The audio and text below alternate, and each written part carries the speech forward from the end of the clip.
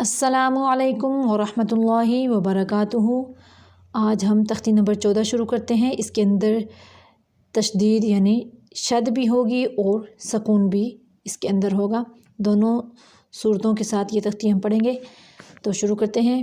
اعوذ باللہ من الشیطان الرجیم، بسم اللہ الرحمن الرحیم۔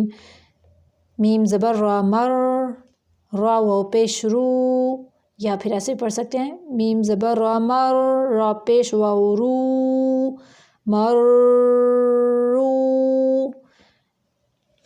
را زبر با، رب، با زیر یا، بی، ربی۔ میم پیش، یہ یا ہے، اس کو الف مدہ یعنی 2 حرکات عربیہ جتنا لمبا کرنا ہوتا ہے یا ساکنہ کو۔ میم پیش دال، مد، دال زبر تا، دت، مدت۔ ہا پیش قاف، حق، قاف زبر تا، قت، حقت۔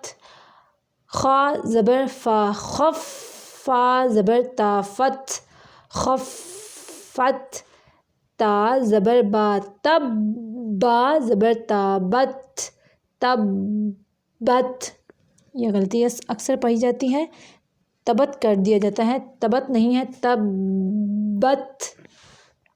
تا زبر تا، خا زبر لم، خل، تا خل، لام زبر تا، لت، تا خلت۔ قاف زبر دال، قد، دال زبر دم، دال زبر میم، دم، قدم۔ تا پیش تو، قدمت، قدم نہیں کرنا، قدمت۔ ادھر اظہار شفوی ہے، یعنی میم ساکن کے بعد میم اور با کے علاوہ باقی 26 حروف میں سے کوئی بھی حرف آ جائے وہاں پر اظہار کرتے ہیں، یعنی ظاہر کر کے پڑھتے ہیں۔ قدمت۔ واو، یہ الف بھی نہیں پڑھیں گے اور یہ بھی۔ واو زبر صاد، وس، صاد پیش با، صوب، وصبح، حاضر ہی، وصبح۔ واو زبر شین، وش، شین زبر میم، شم، وشم، سین زیر سی، وشمسی۔ ادھر بھی اظہار شفوی ہے، میم کو صرف ظاہر کریں گے۔ آگے والشفعی، والشفعی، بالصبر۔ اگر ادھر وقف کریں گے تو یہ را پر پڑی جائے گی، کیونکہ دیکھیں با ساکنہ کے بعد زبر ہے۔